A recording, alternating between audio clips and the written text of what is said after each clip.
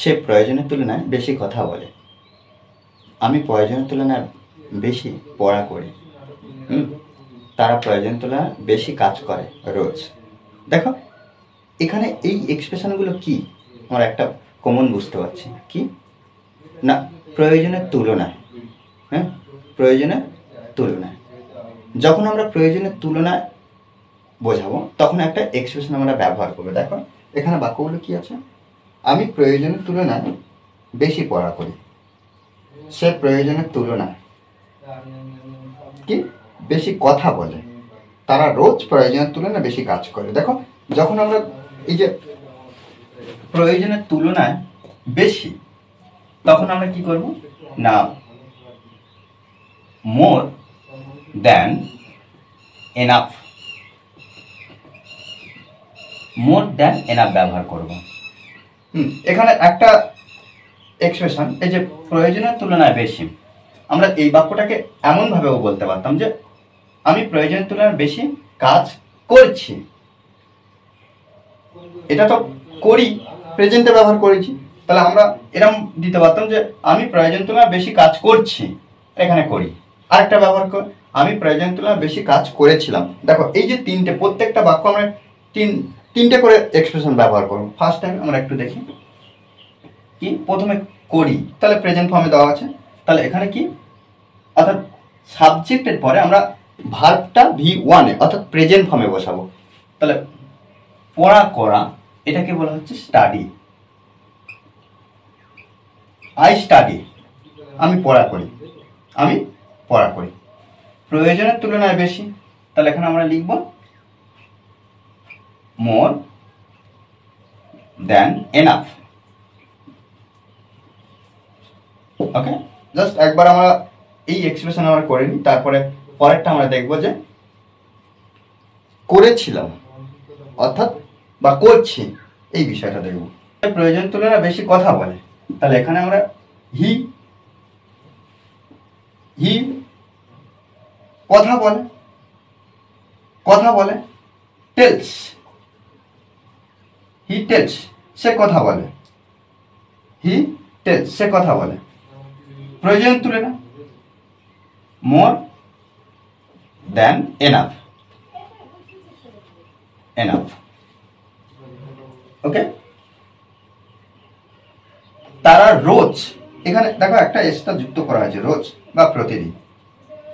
তারা রোজ প্রয়োজন তুলনায় বেশি কাজ করে, তাহলে এখানে দে ওয়ার্ক, দে ওয়ার্ক, তারা কাজ করে। প্রয়োজনের তুলনায় বেশি, তাহলে এখানে আমরা মোর দ্যান এনাফ, এনাফ। এই যে রোজ, এর জন্য আমরা ডেলি ব্যবহার করব। ওকে, আমি প্রয়োজন তুলনায় বেশি ঘুমাই, তাহলে এখানে আই স্লিপ, আই স্লিপ, আমি ঘুমাই। প্রয়োজনের তুলনায় বেশি, তাহলে আমরা প্রত্যেকবার সাবজেক্ট আমরা ভার্ব ব্যবহার করছি V1 এ, যেহেতু প্রেজেন্ট ফর্মে। আই স্লিপ, আমি ঘুমাই, তাহলে এখানে মোর দ্যান এনাফ। ওকে, এবারে যদি আমরা করি যে আমি প্রয়োজন তুলনায় বেশি পড়া করছি, করছি অর্থাৎ কাজটা চালিয়ে যাচ্ছি কন্টিনিউয়াসে।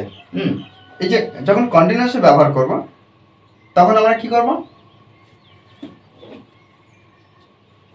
এই যে ভার্ব, যে টেন্সের যে গঠনটা সেই অনুযায়ী করব। তাহলে আমরা কি করব না, অ্যাম, ইজ, আর এর মধ্যে যে কোনো একটা আনবো, তারপরে V1 এর সঙ্গে আইএনজি প্রত্যেকবারে যখন করছি বোঝাচ্ছে। তাহলে এখানে আমরা এখানে লিখতে পারি যে আই অ্যাম স্টাডিং, স্টাডিং, আচ্ছা স্টাডিং, স্টাডিং অর্থাৎ কাজটি করছি। তাহলে আই এম স্টাডিং, আমি প্রয়োজনের তুলনায় এই যে মোর দ্যান এনাফ, প্রয়োজনের তুলনায় বেশি পড়া করছি, পড়া করছি। তাহলে I am studying, I am studying more than enough. সে প্রয়োজনের তুলনায় বেশি কথা বলে বা এখানে বলছে, কথা বলছে, তাহলে he is telling more than enough. এটা কি হবে? দে আর, আমরা এখানে আর বসাতে পারি যখন এটা হবে তারা রোজ প্রয়োজন তুলনায় বেশি কাজ করছে, করছে। তাহলে দে আর, আমি প্রয়োজন তুলনায় বেশি ঘুমাই। দেখো তাহলে ঘুমাই, ঘুমাচ্ছি, তাহলে আই পরে অ্যাম বসে, I am sleeping more than enough, I am sleeping more than enough. আচ্ছা, এবারে আমি দেখবো এখানে পাস্ট ফর্মে যদি থাকতো, মানে কি আমি প্রয়োজন তুলনায় বেশি পড়া করেছিলাম, প্রয়োজন তুলনায় বেশি পড়া করেছিলাম, পাস্ট টেন্স হয়ে গেল। কোনো বিষয় নাই, এখানে যে ভার্বগুলো আমরা পাবো শুধুমাত্র সেই ভার্বগুলো কি করব, পাস্ট ফর্মে বসাবো। দেখো একটু আমি এখানে লিখছি, বিষয়টা একটু বুঝে নেওয়ার চেষ্টা করো। কি এখানে প্রথমে ছিল কি, I study more than enough, আমি প্রয়োজন তুলনায় বেশি পড়া করি। যখন কন্টিনিউয়াসে ছিল তখন কি করেছি না, I am studying more than enough. এবার আমি পড়া করেছিলাম, আমি প্রয়োজন তুলনায় বেশি পড়া করেছিলাম, করেছিলাম পাস্ট ফর্মে। শুধুমাত্র এখানে এই যে প্রেজেন্ট ফর্মে আছে এটাকে পাস্ট ফর্মে করে দিতে হবে। স্টাডিড, ওয়াইটা তুলে দিতে হবে, মানে এই যে ভার্বের যে গঠনটা, ওয়াইটা তুলে দিয়ে আই ইডি, তাহলে পাস্ট ফর্ম অর্থাৎ V2 করলাম। তাহলে I studied more than enough, সে প্রয়োজন তুলনায় বেশি কথা বলেছিল, বলেছিল পাস্টে। তাহলে এখানে এই যে এটা টেল আছে, টেলস আছে, অর্থাৎ সাবজেক্ট হাতর সিঙ্গুলার নাম্বার হয়েছে বলে এখানে এস বাই এস যুক্ত করেছি। তার টেল থেকে past form told, he told, সে কথা বলেছিল, বলেছিল, কি কি কথা বলেছিল, মোর দ্যান এনাফ, প্রয়োজন তুলনায় বেশি, জাস্ট পাস্ট টেন্স হয়ে গেল। অর্থাৎ এখানে আমরা TOLD টোল্ড V2 করে দেবো। তারা রোজ প্রয়োজন তুলনায় বেশি কাজ করেছিল, করেছিল।